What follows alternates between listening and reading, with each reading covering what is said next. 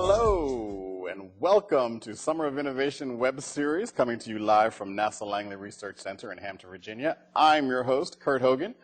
Thanks for joining us. Every Tuesday and Thursday, we've got an exciting program for you. Every Tuesday at 11 o'clock a.m. Eastern Time and Thursday at 4 o'clock p.m. Eastern Time, we will take you to one of the 10 NASA centers around the country and introduce you to a scientist, researcher, or engineer who is going to teach you something really exciting to inspire you about science, technology, engineering, and math. It's very exciting, and I hope to see you here often. They've got different themes for each show. Those themes are, right here behind me, Mother Earth, life, universe, aeronautics, my favorite, rocketry, and of course, robotics. So make sure you tune in, and what's really exciting about it is that you can participate right from your computer. You can email your question to the presenter directly by just sending your email to NASALearn, that's one word, NASALEARN, @gmail.com, and they will be happy and even excited to answer your question for you live right on your computer. So, without wasting any more time, we're going to take you over to the Goddard Space Flight Center and introduce you to my friend, Allison Sharap, who is standing by with somebody who knows an awful lot about the Hubble. Allison, are you over there? I'm here. How are you, Kurt? I'm great. Good to see you. Good to see you again. I would love to introduce a friend of mine who's an aerospace engineer here at NASA's Goddard Space Flight Center. His name is Russ Werneth, and Russ has been working on the Hubble project for 20 years. 20 years, yes. So a long time, and he's going to share with everyone out there all that he knows about Hubble. Okay. Thanks very much, Allison. It's great to be here and to tell you about the exciting work that we've done on the Hubble Space Telescope project here at Goddard Space Flight Center in Maryland.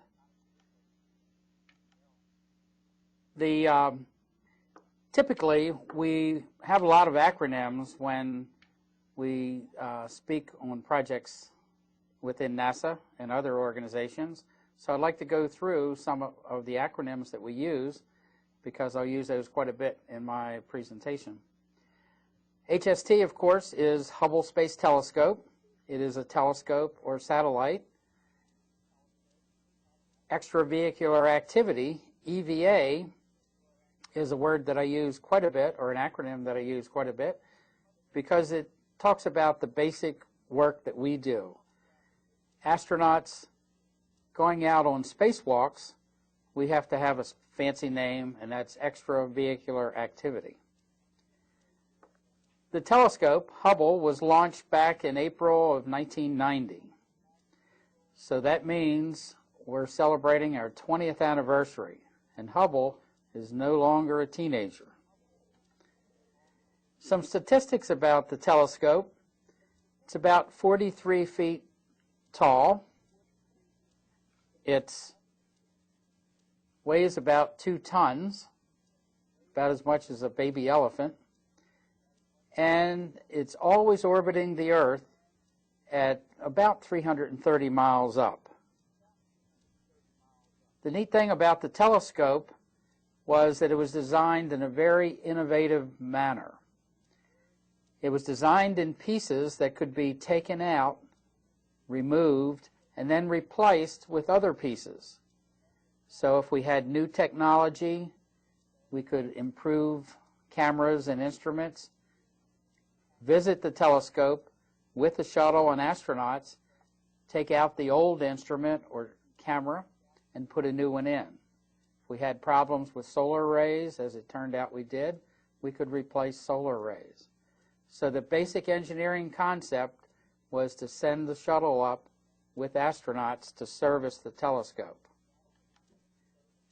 And because of that, we had 5 very successful EVA, spacewalk servicing missions, throughout its life since 1990. Our first one was in 1993, then again in 97, 99, 2002, and the most recent one was last May in 2009. This is an image of the large clean room that we have at Goddard Space Flight Center. we need a very clean room to take care of all the optics, the space hardware, and the electronics. We build the carriers that take the instruments, the tools, and solar arrays to space within the shuttle during a servicing mission. And in the foreground of this picture, you can see one of the tools that we've developed here at Goddard Space Flight Center. It's essentially a power tool with a computer to record torques, turns, and speed so that we know everything about every fastener that's either put in or taken out of the telescope. And we need that for reliability, safety, and mission success. Our innovative processes take us through, as engineers, working with the astronauts to come up with specialized tools that are needed for the task for each of the servicing missions. And we get feedback from the astronauts as to how they could handle the tool with their suit, with their gloves on, being pressurized and working in a vacuum. This is a bird's eye view of the clean room here at NASA's Goddard Space Flight Center.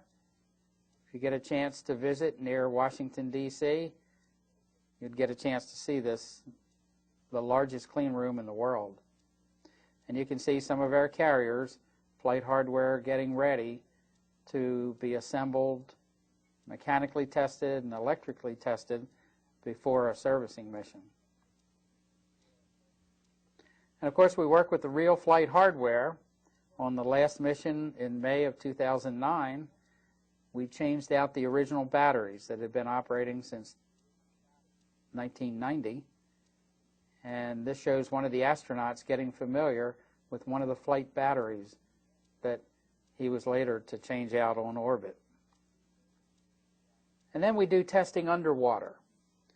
We take advantage of the neutral buoyancy effect, as you do in swimming pools this summer. You feel like you weigh less. This is because of the neutral buoyancy provided by the water. We build mock-ups, and here you can see the white frame, which is to simulate the solar array. We don't need a real solar array. In fact, we can't put those real flight solar arrays in the water. So we make mock-ups so the astronauts can go through and they can walk through, so to speak, the task that they'll have to do on orbit.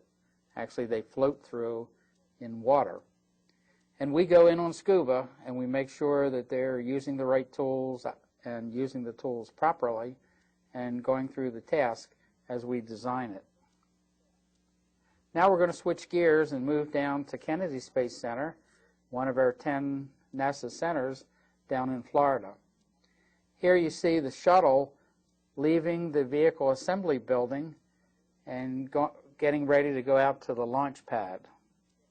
And we will catch up with it with our Hubble Space Telescope servicing mission hardware. This is a neat picture taken prior to our mission. It's neat in that it shows a rainbow and also has a second shuttle on the launch pad. It's very rare at Florida that we have two operational space shuttles on the launch pad. We're getting ready for our mission to Hubble. And this is one of the posters that we used for our mission, which was called STS-125. It was aboard Space Shuttle Atlantis back in May of last year. Here's a more formal picture of the crew getting ready. Some of them had worked underwater with us to get ready for their EVA activities for a Hubble servicing mission. This is an awesome view of the space shuttle as it was getting ready, as we were getting it ready.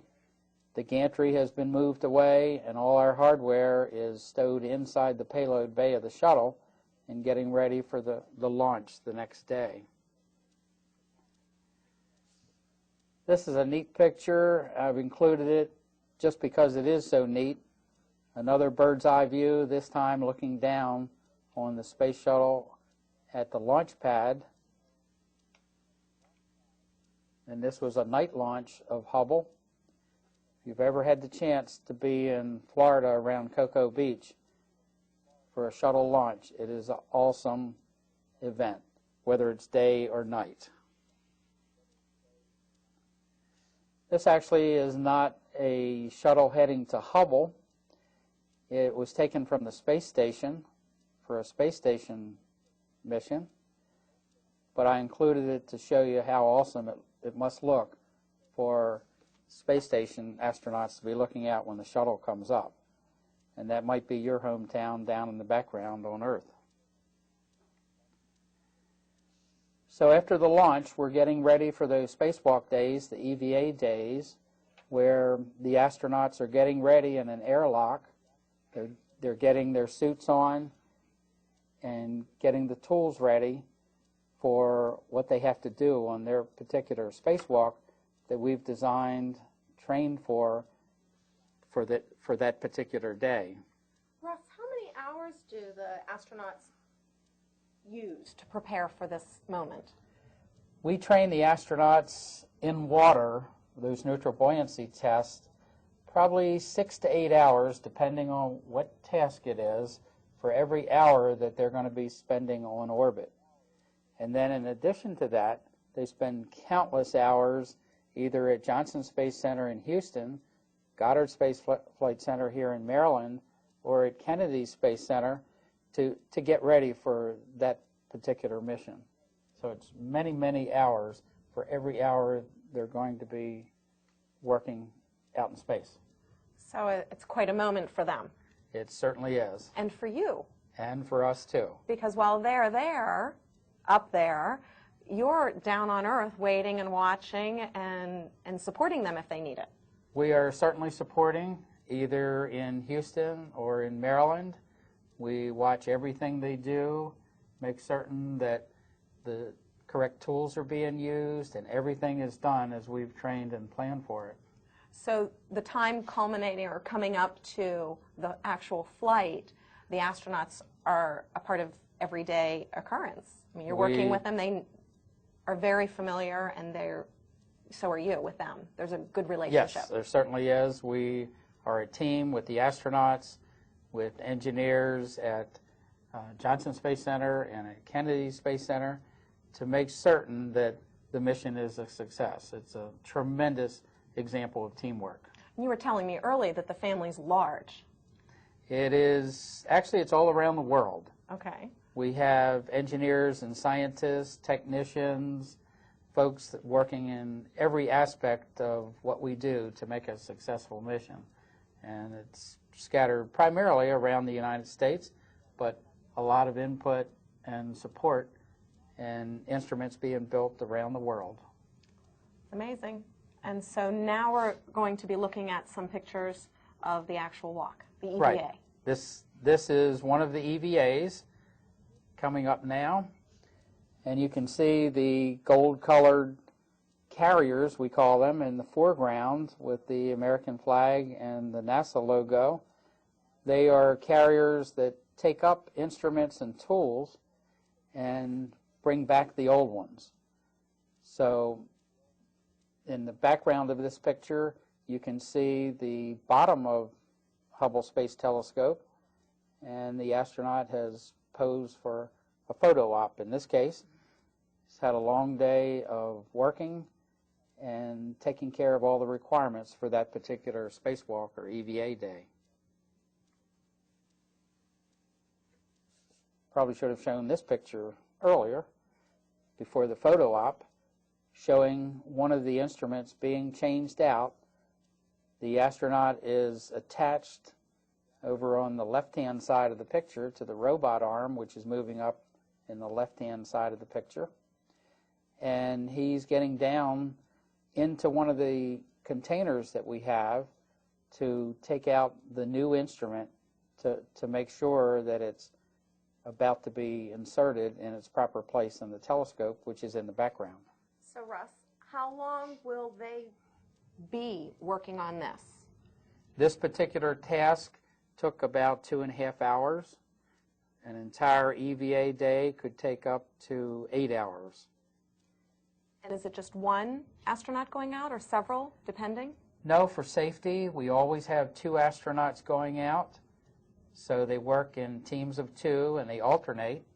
And typically we have 4 or 5 EVA days during each mission. Oh, okay. And as you mentioned, we're back here either in Maryland or in Houston monitoring consoles that give us all the information and images for everything that's going on for the mission so that we can make certain that we have mission success. So we're supporting behind the scenes the astronaut crew that is on orbit.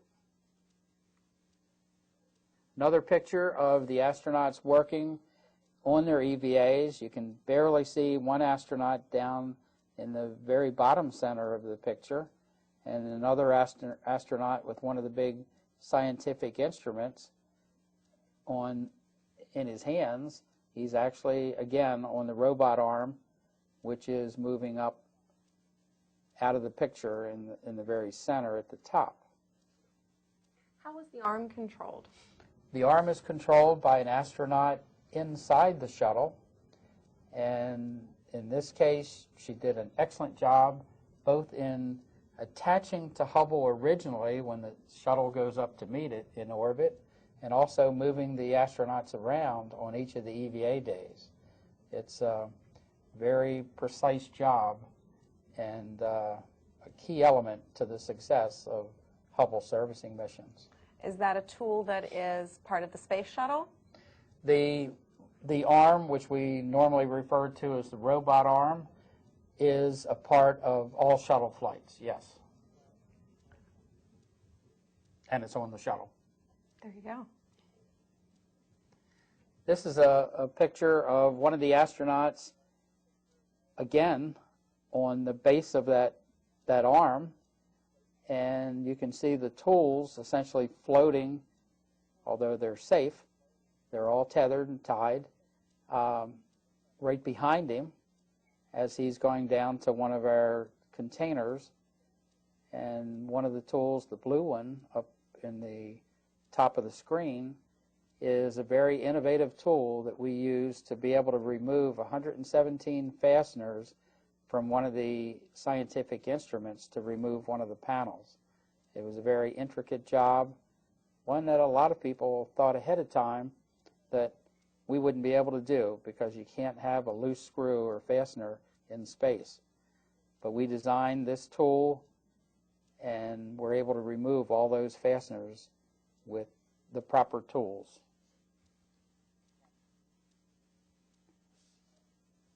This is John Grunsfeld, who was the EVA leader and actually was EVA member of the last 3 Hubble flights. And he is just finishing up his final EVA or spacewalk, and he's given a thumbs up. He's ready to come inside the shuttle. Now this is the next day. He's inside, and on the outside, looking through the shuttle window, is Mike Massimino. Mike was the first astronaut to Twitter before, during, and after his mission. And Mike looks like he's asking to come back in. He did make it back in. Now when the mission is finished, essentially we return a new telescope to space because we've either improved instruments by adding new technology, and that's the advantage of servicing mission over the years, or we've repaired things that might have broken, as we did just about on every mission, or things that were about to break. So this is actually taken from the shuttle, showing Hubble getting ready to go back into orbit 330 miles up, basically a new telescope. And the astronauts return. This picture, actually I took off of a TV screen, as you might notice there, because we didn't have that coverage at the time. The shuttle for our mission had to land in California rather than in Florida where it normally lands. The shuttle made it back safely, And then, of course, it was piggybacked across the country on a modified 747 to come back home to Florida. Then, of course, we took images with the telescope, as it does virtually every day, discovering new things about our universe, new things about science, astronomy, how stars are formed, and basically changing everybody's textbooks. This is another image showing a star actually at the end of its life. There are gases spewing out on each side of the star formation, and not surprisingly, we named this the star nebula. I'm sorry, a butterfly nebula. It does look like a butterfly. And these are the things that the telescope is doing every day to get tremendous images back to us on Earth so the scientists can analyze the images, learn more about outer space, more about star formation, galaxies, and things that, as I said before, change our textbooks. You can visit us at this website, www.nasa.gov/Hubble. Or if you're in the Maryland, Washington area, you can come visit us at Goddard Space Flight Center. We have the largest clean room in the world. That's where we work on Hubble Space Telescope and James Webb Space Telescope hardware to get it safely to orbit. Can I give a homework assignment? You're in charge. Okay. The homework assignment is to go see an exciting new movie that's out. It's called Hubble IMAX 3D, and it's playing all around the U.S. Hopefully it's in a location near you, and it shows some of the things that we've done on Hubble Space Telescope servicing missions since 1993 when we had the first one, and it shows it in 3D. On this last mission in May, we had a IMAX camera, and the footage from that got incorporated into this tremendous movie to show what we do for servicing missions for Hubble. So your homework assignment is to go see that movie. It's awesome, and our program has been awesome. It's great for engineers and technicians to be so proud of having been part of Hubble and these servicing missions. Well, thank you. So now I want to ask you some questions because we had talked earlier. And it's not just the scientists, but it's the engineers. And how many other thinkers you have. You have your crews and your companies that construct things especially for you, right? That you give definition to. But one of the things that we had spoken about was the first idea of Hubble, the first idea of having a telescope in space. Why?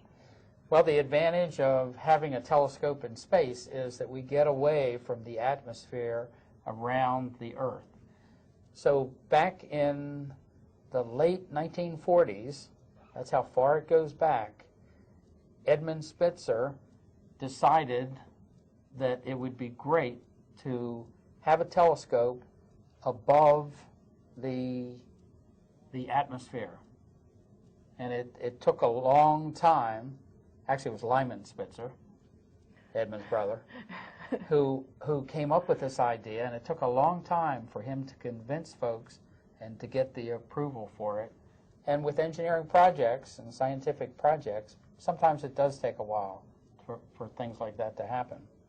But over a lot of hard work and great ideas and a lot of innovation, we finally launched the telescope in 1990. So we had figured the math out earlier. It was 44 years it took for Dr. Spitzer to have his idea realized. That's correct. Which goes to show us it can happen, and you just don't hold your breath all the time. Right. You might. And we want to make sure that it's right. That it's a tremendous, complex machine and a tremendous system supporting it, getting the data, analyzing the data and changing the science that it brings back. So in '90, when it finally went up, there was a problem. Yes. And the first mission to go back and fix something was immediately clear as to what it was going to be. Right. Could you elaborate on that for Sure. us? With most things that we do in engineering, science, and most of the jobs that we do, we learn by mistakes. Unfortunately, one of the earliest results back in 1990, when we were testing the telescope, discovered that there was a problem with the big mirror. It's about a 92-inch diameter mirror, and when we got the first images, we realized that it was a mirror that was ground exact, perfect, to the wrong spec. That was bad news. And it was only off by 1/50th the diameter of a piece of human hair. That's all it was off. But when you're doing space optics, that made the difference for anything that was counting on light bouncing off the outer edge of that big mirror. So we were met with a challenge right away. And fortunately, because we had servicing missions, and as you mentioned, we already had the servicing mission plan for 1993, 3 years later, we were able to fix that problem because we did go back to the telescope with the astronauts on the shuttle, and we put in a new instrument that essentially took the light path that was going to all the other instruments and made an optical correction, similar to glasses or contact lenses, that would correct as much as we could the light that was going from the outer edge and made the improvement. We could only do that because we had a servicing mission and we had the engineering behind it to make it right. Now, in subsequent missions, were you able to render that fix obsolete, or is it still being used? Is it still effective? Well, the first part, every time we went back for the 4 servicing missions that we conducted since 1993, we'd have the corrective optics within that new instrument that we would put in. So ultimately, since we replaced all the instruments, when we got to the last servicing mission in last year, we actually brought home that old instrument, CoStar, which had the corrective optics at the bottom of it that was the original optical correction. In fact, if you visit us in Washington, D.C. at the Air and Space Museum, you can now see that instrument that corrected the optics. It's on display at the Air and Space Museum. And last year, it was great for us to see that instrument back again, knowing that it had done its job over all these years. A piece of history. It certainly was. And what's amazing is that you knew when you built it that problems were going to arise and you were going to be surprised by some and not surprised by others, that you have proof in your hands. It's been brought back to you that it works. As hard as we work and as much as we test, especially with something that's in space for quite a while, there's always a possibility that something will wear out. There will be problems. With a servicing mission, we can get back to it and fix it. So let's talk about some of the work of the engineers. Okay. Would that be okay? Sure. Now, when you're planning these missions and you want to change things and fix things, you're not going to go out to your garage and just use what's there. You had hit on it during your presentation that special tools have to be designed. So I thought maybe we could elaborate, talk about those a little bit more. Sometimes you'd be surprised. We do go to the garage and we find a basic tool or a concept from a tool, and we use that as our starting point. We can't use those garage tools for use in space. 330 miles up, it's in a vacuum. We have to worry about temperature extremes, and we can't have some of the lubricants that we might have in the tools that we have. But sometimes we do start with things we might find in our garage. Are some of the things in our garage there because of what NASA has done first? It works in the reverse direction too. A lot of the things like batteries, power tools, materials are a result of either NASA research or actual use on Space Station or Hubble. So it works in both directions. Can you think of any specific examples? We were one of the earliest users of lithium-ion batteries. We really pushed the lithium-ion battery technology, and there are actually some thermal equipment that's used by NASCAR race drivers, and there's lots of things in everyday industry and production that are results of either long-duration tests that we've had or engineering tests that we've had from Hubble and other NASA programs. Okay, now when you're designing these tools, what's some of the process, some of the collaboration that is used? Obviously, the engineers.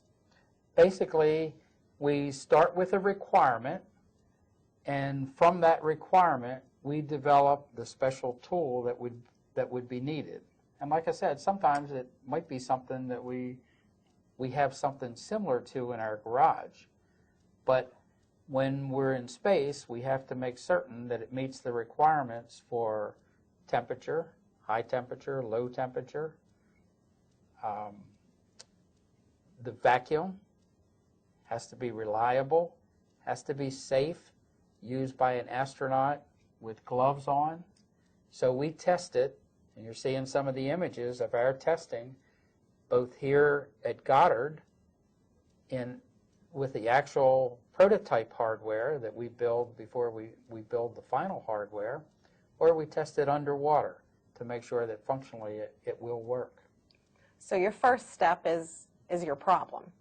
First step is to understand what the requirement is, define the problem, come up with alternative solutions that might work. We build a model, a prototype. We see that it works. We test it with the astronauts because they're really our users.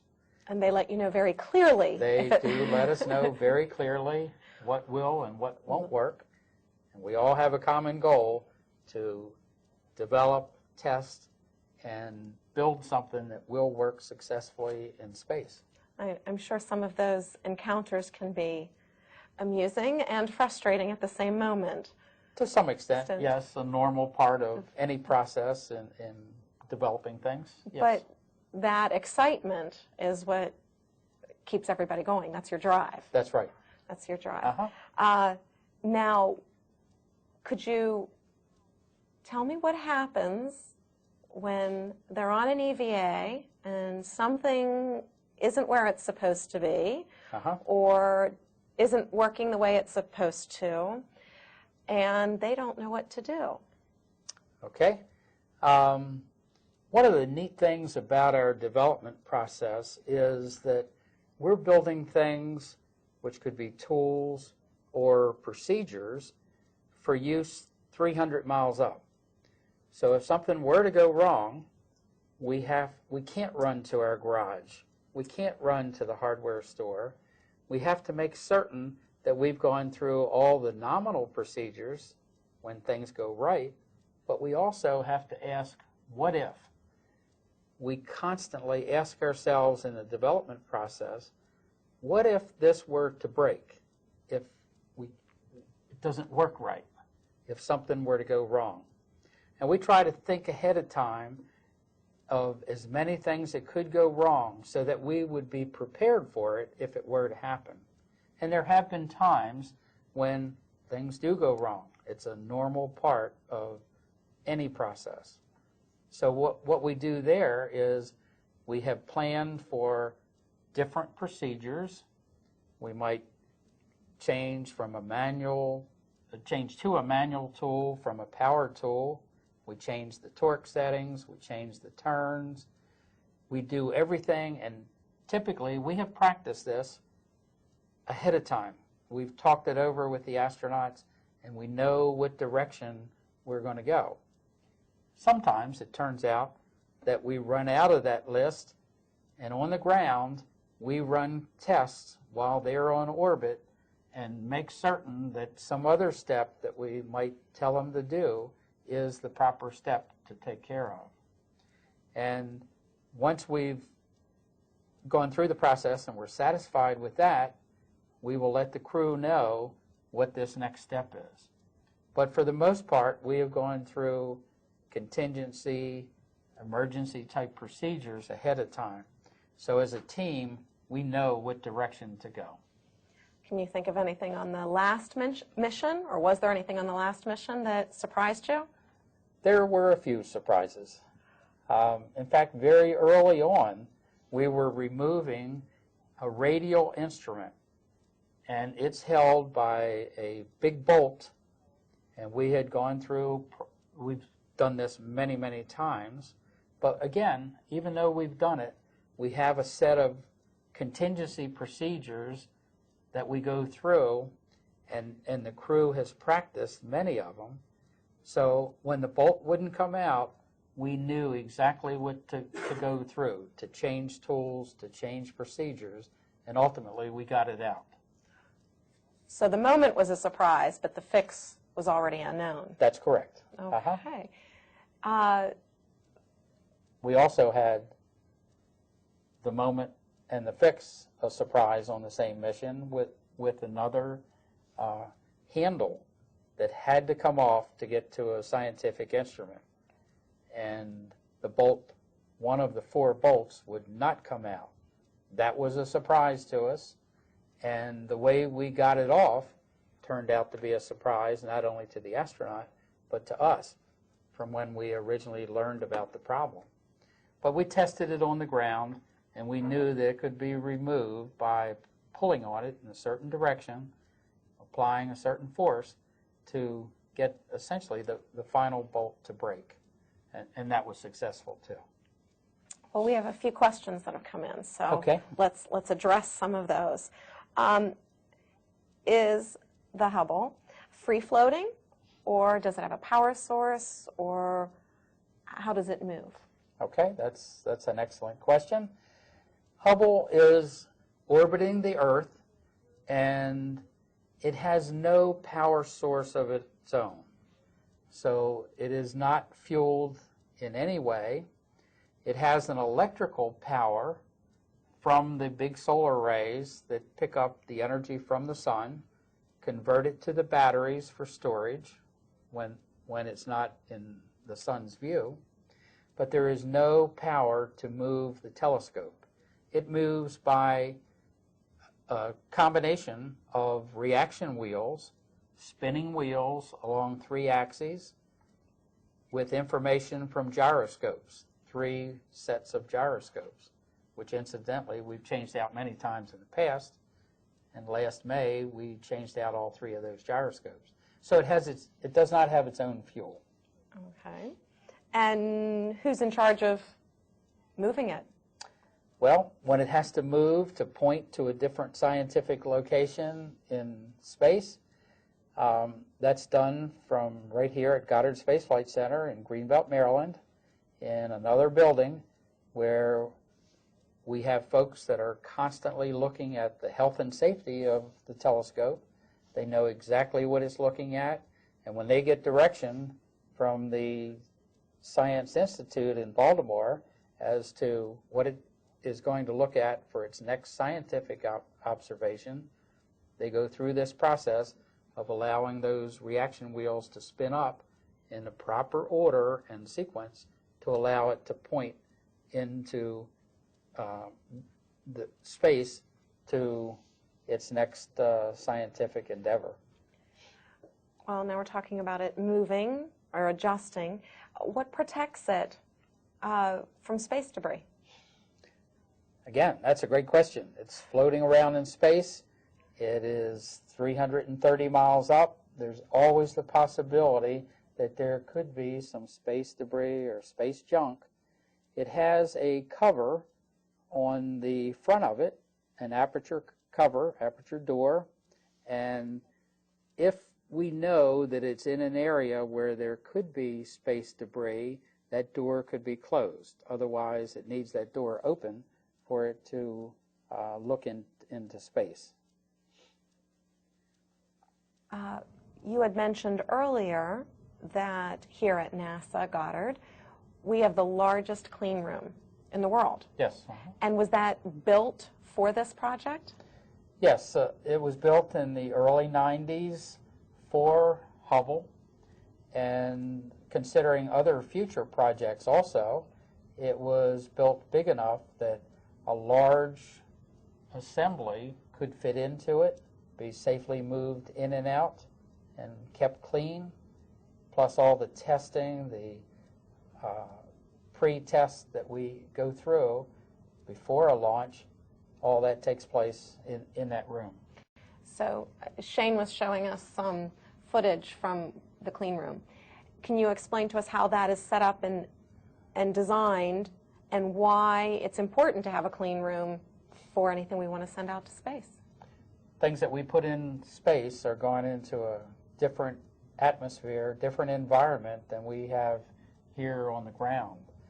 So we have to make certain that everything is clean, doesn't have any debris, any particles on it that could contaminate it, because we're dealing with optics, we're dealing with electronics, and the smallest thing, as I mentioned, the big mirror being off by 1/50th the diameter of a piece of human hair was enough to affect the original images coming back from the lens and the mirror. So certainly any contamination in the development process, a little piece of metal, for example, would severely affect the optics that would come back. So we must put it together in a very, very clean environment. Now, on the footage it was showing, the back wall is in fact a whole wall of filters. Yes. So it's a huge system. Yes. So on one side you have incoming air, and on the other side you have outgoing. Right. And there's almost a breeze in there? You can notice it when you're by one of the doors, the entrance, the exit doors. It's not a big breeze, but it's constantly moving air to make sure that everything's clean. And of course that's monitored. And one wall is like a pegboard wall. That's the exit wall. And then it circulates up over the ceiling and down through actually two walls on the other side, which are full of filters to keep it that clean. And they're changed out regularly? Just like we do at home when we change out our furnace filter every 50 years. That would be my house.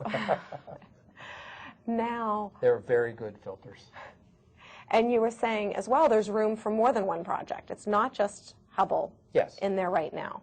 Because we have many flight projects, we have the size and the capability to use this clean room, especially for the large projects. Right now, the James Webb Space Telescope has use of the biggest clean room. We have a lot of small clean rooms for individual projects or smaller projects, experiments, and the small clean rooms are also in use here at Goddard. So work can be done all over this campus. Yes. Work is being done all over this Every campus. day. How did you get started with Hubble? I got started here at Goddard because I had been working space station and astronaut programs, evaluating astronauts, actually robotics, dealing with space station. And then soon after Hubble was launched in 1990, we, Goddard Space Flight Center, had the responsibility for these servicing missions that were planned, at least in schedule, although we didn't know what all the requirements were. So we built up a project to do satellite servicing. Basically, that's what it is. Satellite servicing. Our satellite or observatory is Hubble Space Telescope. So with my robotics and astronaut background, it was a logical move to come over to work for Hubble Space Telescope and be part of that Hubble family. Which is huge. Yes. What exactly was your role? What were some of the things that you took care of? My initial roles, which evolved into roles along the same line, were training the astronauts, being a scuba diver in the neutral buoyancy tank, which is a 6.2 million gallon tank down in Johnson Space Center. And we also did preliminary work in a smaller tank at the University of Maryland. And my job was to build the tools that were needed for that first servicing mission. And my job has evolved to encompass all of that and the missions after that. Plus, when we had the Columbia tragedy, because we were building tools here at Goddard for the telescope, we used our expertise to help out with that in the NASA family, and we built tools for what we call Space Shuttle Return to Flight. Busy.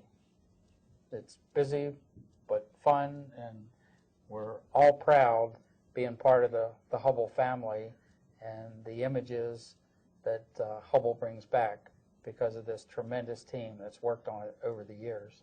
So this NASA toolkit, if you will, the Hubble toolkit, are some of those tools shared by other operations throughout NASA? Do you have access to what others are creating? How do you share what you have? Well, we have lessons learned after every mission. The answer to your question is part yes and part no.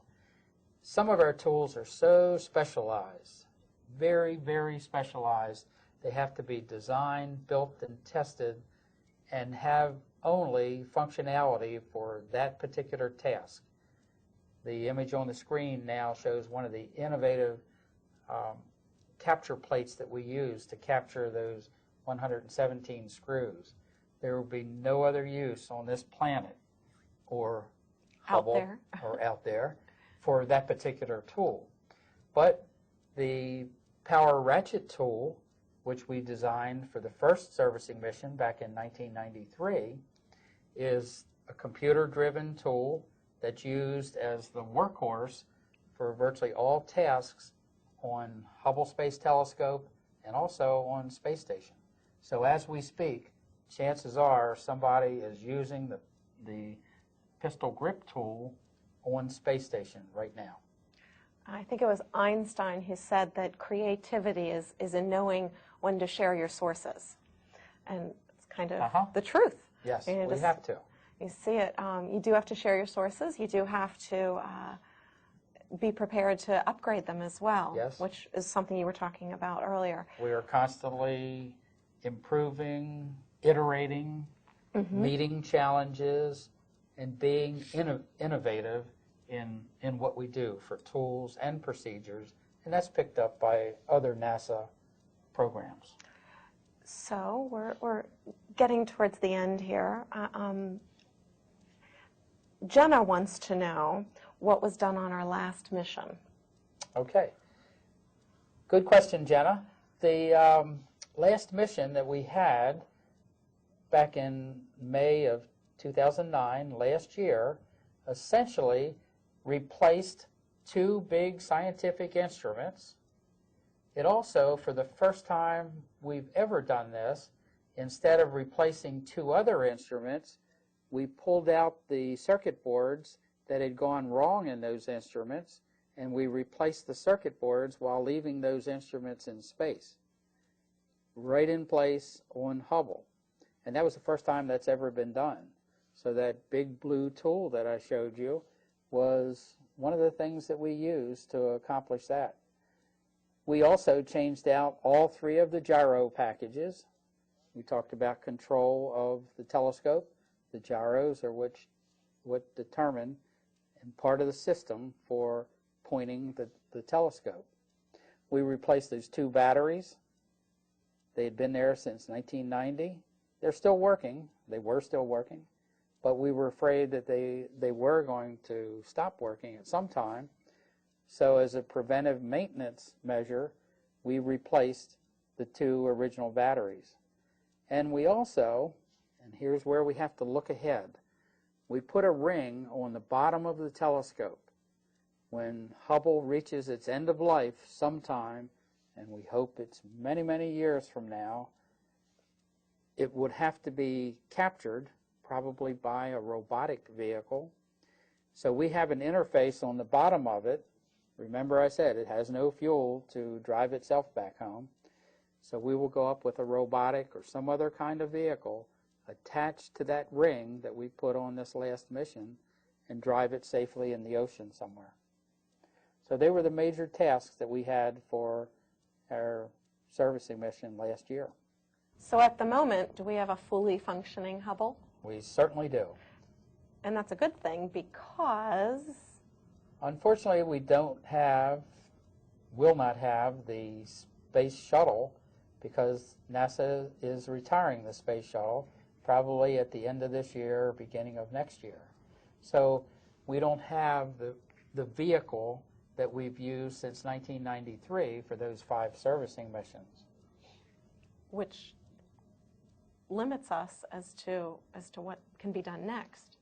So it was part of this group's job to plan for... Plan ahead.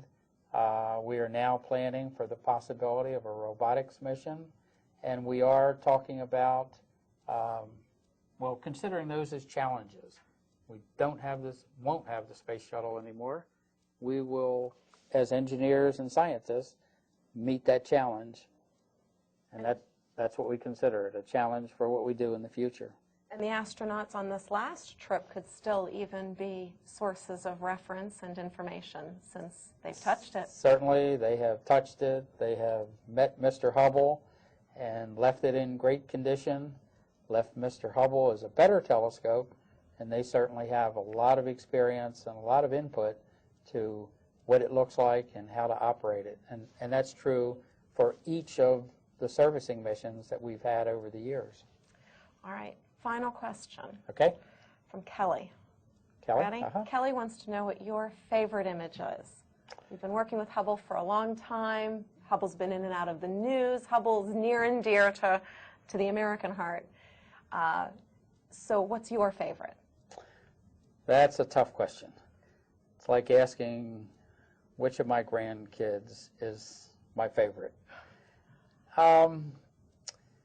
Actually, can I answer it with 2? Sure. I think the Eagle Nebula, since it was one of the earliest pictures that we've taken, and probably one of the most common images, most repeated images in a lot of parts of American life, it shows the formation of stars.